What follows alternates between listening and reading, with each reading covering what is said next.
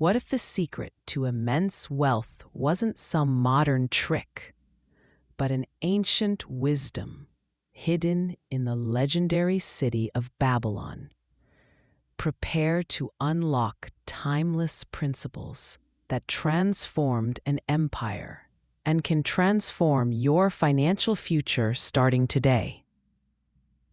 For centuries, Babylon has been synonymous with unimaginable riches, a city of legendary treasures and endless gold. But here's the forgotten truth. Even the wealthiest city in history once faced a massive financial crisis among its own people. Its legendary wealth wasn't always there. It was a product of its people's wisdom, which they first had to learn. When their good king Sargon returned victorious from battle, he was met with a grim reality from his chief advisor. "Your Majesty," the advisor began, "after years of prosperity from your magnificent canals and fortresses, our people can no longer sustain themselves. Workers sit idle, merchants have no customers, and farmers can't sell their produce. People simply don't have enough money for food." The king was puzzled. "But where has all the money gone that we spent on these grand improvements?" "I fear it has flowed into the hands of a few wealthy individuals," the chief advisor replied. "It slipped through the fingers of most of our people, like goat's milk through a sieve. Money no longer flows as it once did, and most have nothing left to save." The king pondered this. "Why should a select few men acquire all the gold?" "Because they know how to attain it, Your Majesty," the advisor stated. "No one can fault a person for mastering that skill. Nor is it fair to take from a man what he has legitimately earned and give it to those less capable." "But why don't people learn how to accumulate money to become wealthy?" the king wondered. "It's entirely possible, Your Majesty," the advisor conceded. "But who will teach them? Not the priests, for they know nothing of accumulating money." "Then who in all our city knows best how to accumulate money?" the king pressed. The answer was immediate. "The question answers itself, Your Majesty. Who has amassed the greatest fortune in all Babylon?" "You speak truly," the king declared. "It is Arcad, the richest man in Babylon. Bring him before me tomorrow." As commanded, Arcad appeared the next day. Despite being 70 years old, he radiated energy and vitality. The king addressed him directly. "Arcad, is it truly said that you are the richest man in Babylon?" "It has become widely known then, Your Majesty," Arcad replied. "No one doubts it anymore." "How did you become so wealthy, Arcad?" "By seizing the opportunities available to all citizens of our beautiful city," he answered. "Did you not have anything with which you began building your fortune?" the king asked. "Only a great desire to possess wealth, and nothing else." His answer would soon change everything. The king continued, "Our city is in a dismal state because only a few know how to acquire wealth, monopolizing it. Meanwhile, common citizens lack the knowledge to retain any portion of their earnings. I wish to make Babylon the richest city in the entire world, and for that, it must be filled with wealthy people. Therefore, all our people must learn how to acquire wealth. Tell me, Arcad, is there any secret that helps one earn money? And can it be taught to others?" "Yes, Your Majesty," Arcad affirmed. "Anything a man knows, he can teach to another." The king's eyes gleamed with a new light. You speak the very words I long to hear, Arcad. Will you dedicate yourself to this goal? Will you impart your knowledge to a group of teachers who will, in turn, teach others? Until enough people can teach these truths to every deserving citizen in my kingdom. Arcad bowed his head in agreement. I am your obedient servant for all your commands, my lord. I will gladly give my knowledge for the betterment of my fellow citizens and for the glory of my king. Therefore, have your esteemed chief advisor prepare a class of 100 men for me. I will teach them the 7 cures that made my purse overflowing with money, after it was once the lightest purse in Babylon. 2 weeks later, 100 chosen men gathered in the great hall of learning. They sat in semicircular arrangements, as Arcad, appearing ordinary to some, took his place by a small table. Prepare to discover the very same timeless principles that turned his empty pouch into a fountain of gold. Arcad began, as an obedient servant of our great king, I stand before you today at his request. I was once a poor youth who longed intensely for wealth, and I found the knowledge that enabled me to obtain it. The king has asked me to impart this knowledge to you. I built this fortune from nothing, using the simplest methods. I possess no advantage that you or any citizen of Babylon do not enjoy. The first storehouse for my wealth was my worn-out purse. I had grown weary of its emptiness and longed to hear the clinking sound of gold coins inside it. To achieve this, I sought every method to overcome its emptiness. I found 7 of them.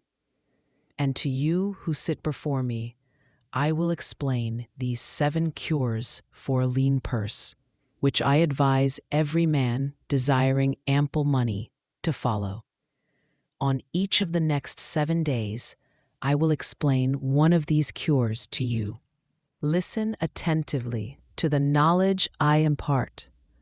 Ponder deeply and discuss it among yourselves. Exert your utmost effort to learn these lessons, for they may help you plant the seed of wealth in your own purse. Initially, each of you must wisely begin building his own fortune.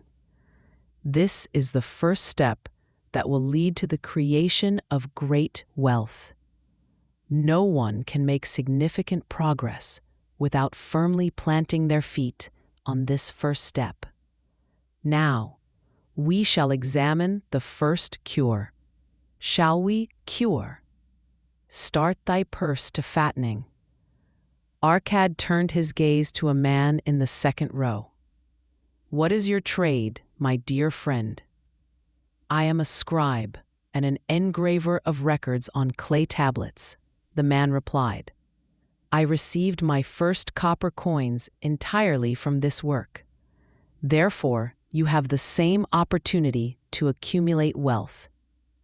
Then Arcad, I am a butcher, the man answered. I buy flocks, slaughter them, sell their meat to housewives, and their hides to shoemakers. Since you also work and earn, you possess all the necessary advantages for success that I once had. Arcad continued this way, learning each man's livelihood. When he finished, he said, Now, my students, you can perceive that there are many trades through which a man can acquire money. Each of these earning methods is a stream of money, and the worker can direct a portion of it into his own purse. Therefore, in each of your purses, there will be a flowing stream of coins, large or small, according to your capacity. Isn't that so? They all agreed. If each of you desires to build a fortune, is it not wise to begin by utilizing this source of wealth that he has already established? They also agreed. Then he turned to a humble-looking egg merchant. If you choose one basket and place 10 eggs in it every morning and take out 9 eggs every evening, what will eventually happen? It will fill up completely over time. Why? Because every day I put in more than I take out. Arcad turned to the class, smiling. Is there anyone here present who possesses a lean purse? They burst into laughter, then pulled out their purses and waved them jokingly. Very well, he added.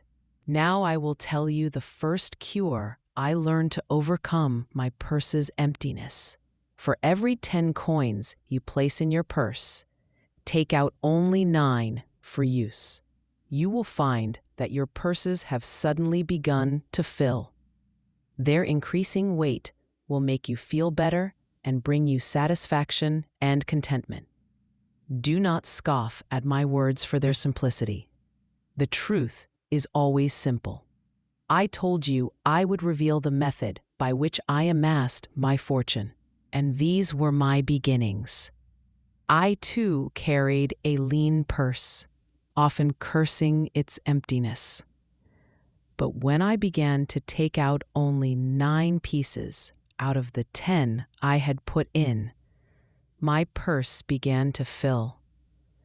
This is what will happen with your purses as well. The next truth he revealed, however, was even more profound. Now I will tell you a strange truth, for which I know no reason yet.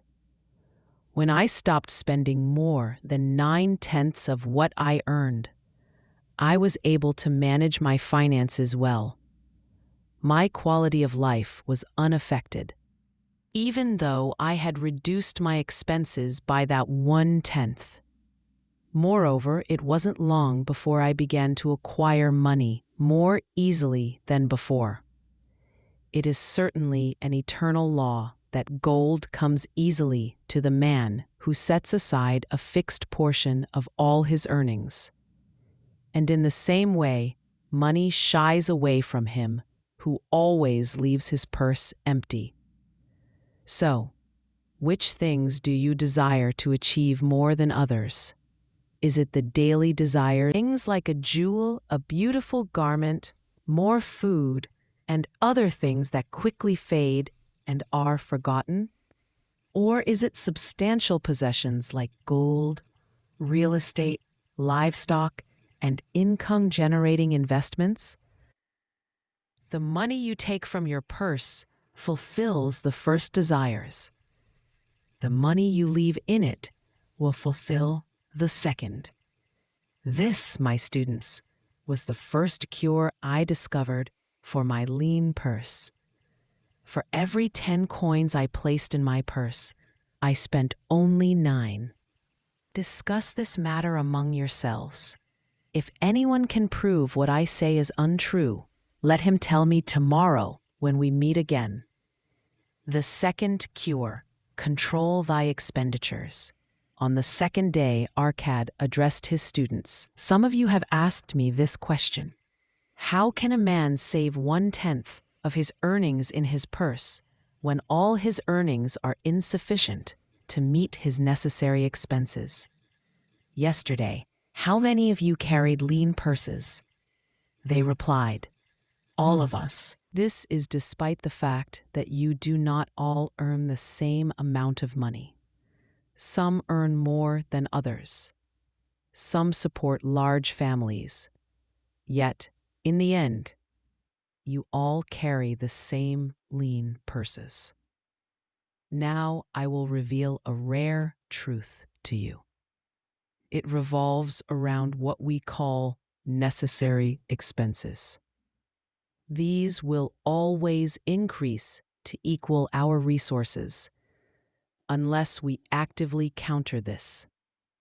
Do not confuse necessary expenses with your personal desires. Each of you, with his family, has more desires than his earnings can fulfill. Therefore, you will spend your earnings to satisfy these desires, no matter how much those earnings increase. Despite this, many desires will remain unfulfilled. All men are burdened with more desires than they can fulfill. Do you believe that owing to my great wealth, I satisfy every desire I wish for? I tell you that it is exactly like the growth of weeds everywhere on earth, where a farmer allows their roots to grow. These desires likewise grow freely within a man whenever there's a possibility of fulfilling them. Your desires are numerous, but you can only fulfill a few of them. What you do next, however, is key. Study deeply those familiar habits in your lives.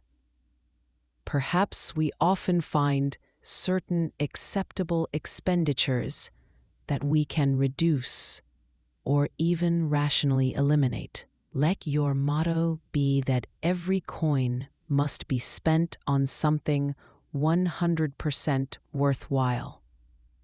Therefore, write on a clay tablet everything you desire to spend money on. Then, choose the necessary items and other things that can be fulfilled within the expenditure of only 9/10 of your income. Then strike out the remaining items. Make a budget for your necessary expenses. Do not touch the 1/10 you place in your money bag. Make saving this 1/10 your greatest desire, which you must work to fulfill. Continue to operate with this budget, adjusting it always so it harmonizes with your needs. Make it your primary helper in protecting your money bag, filled with wealth. At this point, a student in a red robe adorned with gold rose. I am a free man. I believe it is my right to enjoy the pleasures of life. Therefore, I do not accept being controlled by a budget. It dictates how much I spend and on what, robbing my life of happiness and making me like a donkey carrying burdens. Arcad replied, "And who, my friend, will determine your budget?" The man responded, "I will determine it for myself." If a donkey were able to determine the burden it carries, would it fill it with jewels, carpets, and heavy gold ingots? No, it would not. Instead, it would carry straw, grain, and a water skin. It would then journey with them across the desert. The purpose of budgeting is to help your money bag become full. A budget will help you acquire necessary things and fulfill your other desires within what is possible. It also enables you to realize your most longed-for desires by protecting them from your fleeting wishes. Like a light shining in a dark cave, your budget shows you the money leaking from your purse. It enables you to stop that leakage and control your expenses in order to define and achieve your goals. This, then, is the second cure for a lean purse. Budget to control your expenses. Spend on necessary things, on enjoying life's pleasures, and on satisfying essential desires, all without spending more than 9/10 of what you earn. But what if your hard-earned savings just sit there? The third cure, make thy gold multiply. Arcad began his address on the third day. Look at your purses as they increase in size. You have trained yourselves to leave 1/10 of what you earn in your purses. You have already controlled your expenses to protect this increasing money. Next, we will consider ways to make your wealth grow. Money that lies dormant in a money bag is gratification and self-indulgence. But it earns no profits.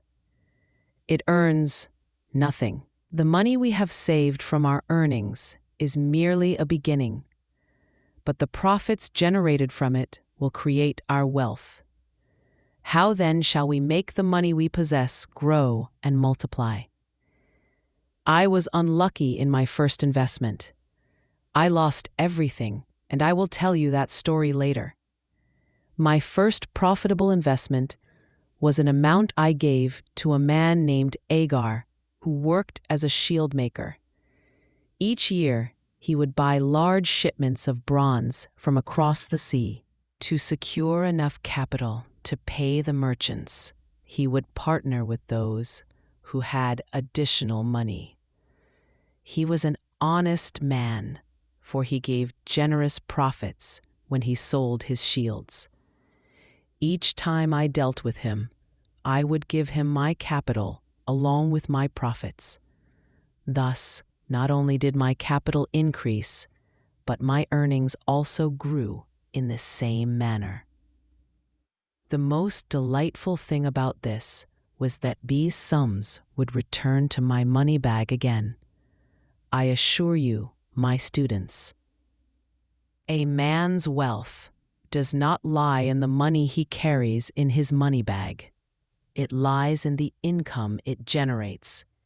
It lies in the golden river that continuously flows into his money bag, always keeping it bulging.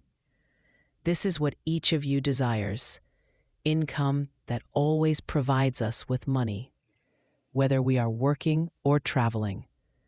I accumulated a very great income to the extent that it made me a very rich man. I gained wisdom from this experience that led me to expand my investments so that my capital would increase. From meager resources at first, and from large resources later, a golden river of wealth flowed into my money bag, available for wise uses, as I myself had to decide. Look, from my modest earnings, I created a horde of golden slaves. By this, I mean gold coins. Each one works and earns more gold. Just as they worked for my benefit, so did their fruits, and the fruits of their fruits, until the income resulting from their combined efforts became very great. Wealth increases rapidly when you create reasonable income from it, as you will see next. One farmer, when his first son was born, partnered with a merchant in his trade with 10 silver coins. He asked him to save them, with their profits, for his son, until he reached the age. These 10 coins generated profits amounting to 1/4 of their original value every 4 years. Because the farmer had saved these coins for his son, he asked the merchant to add these profits to the capital. When the son reached 20 years of age, the farmer went again to his merchant partner to inquire about the silver.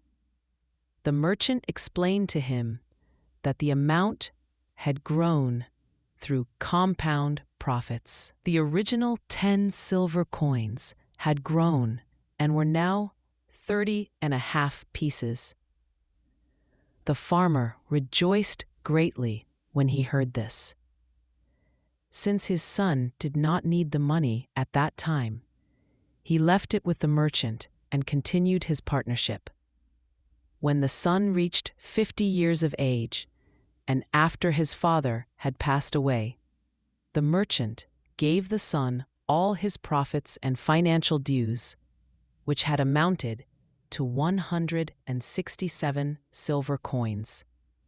Thus, in 50 years, this then is the third cure for a lean purse. Put every coin you possess to work to produce profit. This will help you create your own steady financial resource, a river of money that continuously flows into your purse. But beware, without this next cure, all your hard work could be undone. The fourth cure: guard thy treasures from loss. Arcad began his address on the fourth day. Ill luck has a shining mark. One must strongly guard the money in his money bag, or it will be lost. It is wise to first safeguard small amounts and learn to protect them before we are able to earn larger sums. Every possessor of money is tempted by opportunities through which he can earn large sums by investing his money in the wisest projects. Often, friends and relatives eagerly enter such investments and urge him to follow suit. The first guaranteed rule in investing money is to protect your capital. Is it wise to be deceived by large gains while there is a possibility of losing your capital? No, the penalty for risk is the potential for loss. Therefore, before you part with your wealth, you must carefully examine all degrees of safety accompanying this investment. Ensure that you will recover this money. Do not let your fanciful desires for quick wealth deceive you. Before you share your money with anyone, you must be certain of their honesty and reputation. Otherwise, it may seem as though you are gifting him money you earned with great toil. And before you invest your money in any field, first educate yourself on the risks that may encompass investment in that field. My first investment attempts were a tragedy for me at that time. I entrusted all my financial savings, which I had guarded for a full year, to a brickmaker named Asmer, who traveled across distant seas. During his stop in the marketplace of Tyre, he agreed to buy some rare jewels for me from the Phoenicians. We were to sell them upon his return and share the profits together. But the Phoenicians were rascals. They sold him pieces of glass. Thus, I lost my fortune as a result. Today, through this experience, the folly of my actions became clear. I gave all my money to a brickmaker to buy jewels. Therefore, in light of the wisdom I gained from this experience, I advise you not to trust too much in your own knowledge. Do not place all your wealth in risky investments. It is far better to seek the wisdom of those experienced in dealing with money to obtain profits. Such good advice is easily given to those who seek it. You may find it to be of such value that it equals the amount put into investment. Indeed, this is its true value if it saves you from loss. This, then, is the fourth cure for a lean purse. It is of great importance because it will prevent your purses from emptying as soon as they become full. Guard your wealth from loss by investing it only when you guarantee the safety of your capital, when you can retrieve it if you wish, and when you can obtain good profits. Consult with wise men. Seek advice from individuals experienced in profitable money management. Let your wisdom safeguard your wealth from risky investment. The fifth cure: make thy dwelling a profitable investment. Arcad began his address on the fifth day. If one of you dedicates 9/10 of his earnings to sustain himself and enjoy his life, and if any portion of these 9/10 can be used in a profitable investment without harming his way of living, then his wealth will grow very rapidly. The majority of our men in Babylon, along with their families, live in dwellings unfit for them. They pay large rents to cruel landlords merely to acquire a cramped room. Their wives find no place there to plant flowers that delight a woman's heart. Their children find no place to play other than the dirty alleys. No family can fully enjoy its life unless it owns a plot of land. There, children can play in clean ground. The wife can plant not only flowers, but also good fruit-bearing plants that can provide her family with sustenance. As for a man's heart, it will be gladdened to eat figs from his own trees and grapes from his own vine.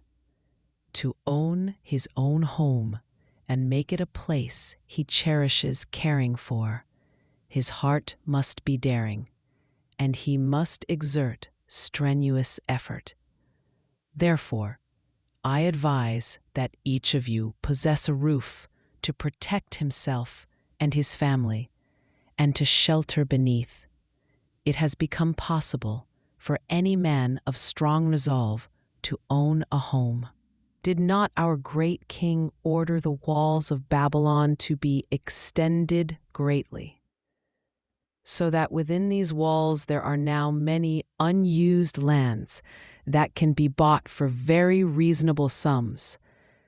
I also wish to assure you, my students, that the king takes into consideration the desires of men seeking to own homes and lands for their families. If you can provide a reasonable portion of the amount necessary to build a house, you can then easily borrow from the city's public treasury. This is to pay the brickmaker and the builder to achieve your commendable purposes, and then repay the loan thereafter. When you finish building the house, you can pay the public treasury with the same regularity you use to pay the landlord. You will soon repay these debts within a few years. Your heart will then rejoice because you will possess a valuable property. The only cost will be those installments you pay to the state treasury. Also, your virtuous wife will be able to go to the river more often to wash your clothes. She might also bring a skin of water with her each time she returns to pour it on the plants. Thus, many blessings come to the man who owns his own home. This will greatly reduce the costs of living. It will make more pleasures and desires he wishes to satisfy available as a result of the surplus in his earnings. This, then, is the fifth cure for a lean purse. Own your own home. What's the one thing you absolutely must prepare for, no matter how much wealth you accumulate? The sixth cure: ensure a future income. Arcad began his address on the sixth day. Every man's life progresses from childhood to old age. This is the path of life that no man can deviate from, save he who dies before reaching old age. Therefore, I wish to emphasize to you that every man should prepare to ensure, and that he ensures, a steady income for his family, because he may die and not be with them then, to provide them with comfort and support. This is so he remains secure for many years, and so profits are available when the time he so wisely anticipated arrives. There are various means by which a man can provide for his future security. He might prepare a hiding place and bury a secret treasure there. But no matter his skill in concealing it, it may become prey for thieves. For this reason, I do not recommend this plan. A man might buy houses and properties for this purpose, if he chooses them with some wisdom, according to their utility and future value. Their value will remain constant. Their revenues or sale price can form a source of supply for him to achieve his goal. A man might save a small amount each week regularly to invest in a profitable endeavor. The profits he obtains will be added to the capital. I know a shoemaker named Ansan. He told me not long ago that he had agreed with a merchant to partner with him by paying him 2 silver coins each week. He continued doing this for 8 years. In the end, the merchant gave him the resulting profit, which made him rejoice greatly. For the total of these small payments, plus their profits, which amounted to 1/4 of their value every 4 years, had now become 1,400 silver coins. I joyfully encouraged him further. I demonstrated to him, through my knowledge of calculations, that within 12 years, if he maintained his regular payments of 2 silver coins each week, the merchant would give him 4,000 pieces of silver. And what a sufficient amount to secure the necessities of life for the remainder of his days. It is certain that when you make such small payments regularly, it will yield profitable results. No man can neglect to secure a large fortune, saved for his old age and for the protection of his family after him, no matter his degree of prosperity in his work and investments. How I wish I could speak more on this matter. A strong belief resides in my mind that one day a sagacious man will devise a method by which a person can ensure a steady income for himself in the future and for his family after his death. From my perspective, this is a desirable thing. I feel that one day this plan will be put into effect. It will be a great blessing to many men because the small initial payments they will regularly make for this purpose will create sufficient wealth for their families after their death.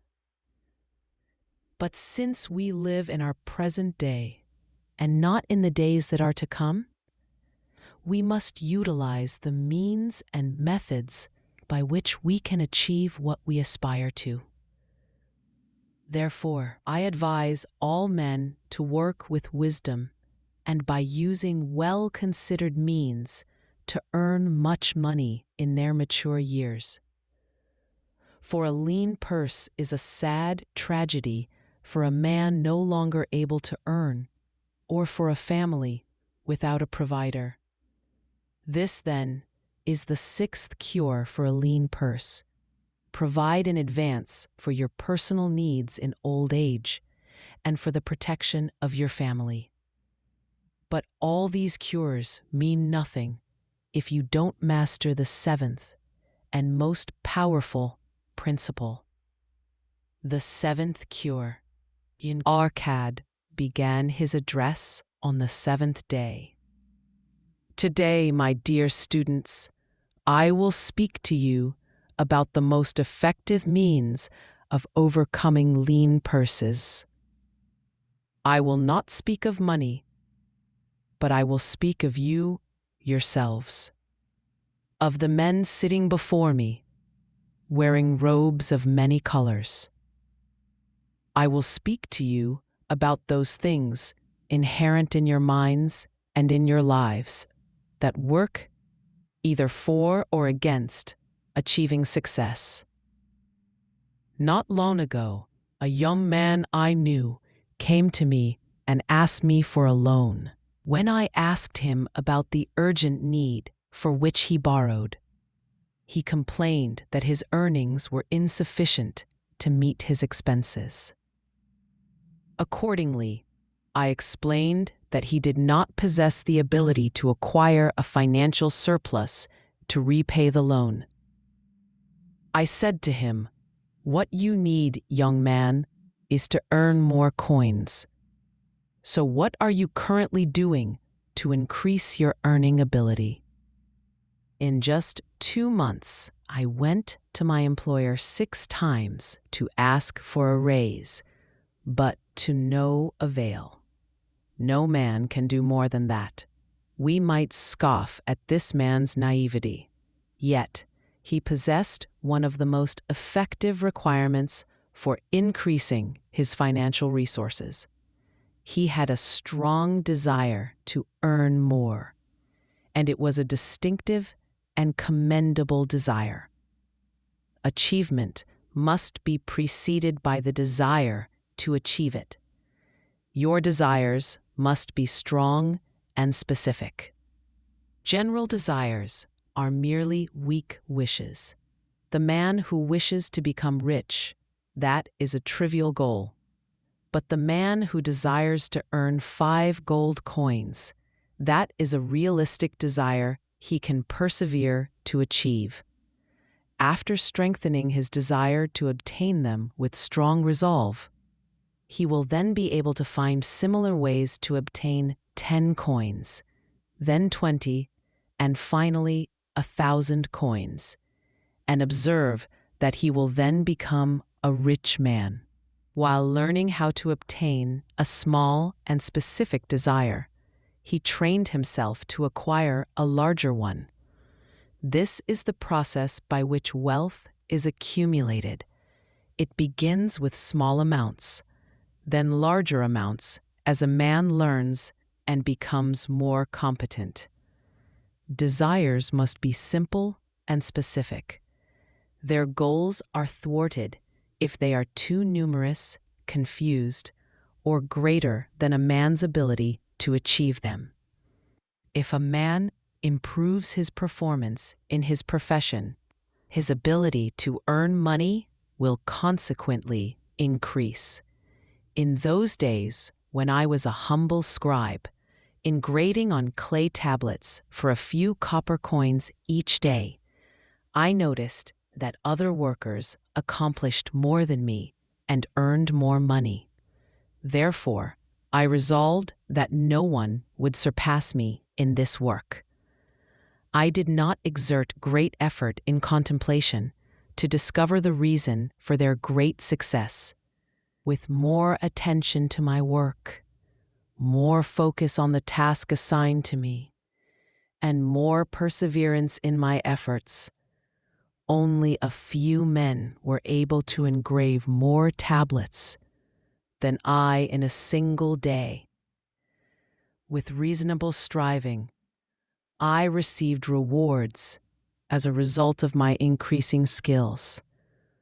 Thus, I was not compelled to go 6 times to my employer to ask him to increase my wages. The more wisdom we learn, the more money we acquire. The man who seeks to learn more about his trade will receive generous rewards. If he is a craftsman, he must strive to learn the specific skills of his craft from the most skilled craftsmen working with him in the same field. If he works in law or medicine, he must consult and exchange knowledge with others working in the same field. And if he is a merchant, he can constantly seek to bring in the best goods that can be sold at low prices. This is because intelligent men always strive to possess greater skill. This enables them to provide better service to those individuals who depend on their care. Therefore, I ask all men to continuously advance. Do not stagnate in your places, or you will fall behind others. There are many things that enrich a man's life through acquired experiences. A man must do things such as the following if he holds respect and esteem for himself. A man must pay all his due debts as quickly as possible. He must not buy anything for which he does not have the ability to pay.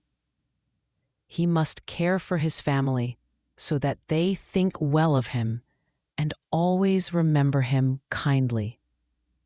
He must acquire a registered will so his wealth can be divided correctly and honorably after his death. He must have compassion for those who have suffered harm, loss, and calamity due to their harsh fortune, and help them within reasonable limits. And he must perform kind and friendly deeds towards his loved ones. From this, the seventh and final cure for lean purses is to cultivate all your abilities, to study and become wiser, to become more skillful, and to act in a manner that shows self-respect. By this means, you will gain self-confidence that will help you achieve your carefully considered desires. These are the 7 cures for lean purses. I demand that all men who seek wealth act upon them based on the experience derived from a long and successful life. Babylon, my students, is filled with more money than you can imagine. There is an ample amount for everyone. Go forth and apply these truths you have learned. They will ensure you live a prosperous life, and they will grow your wealth. This is your right.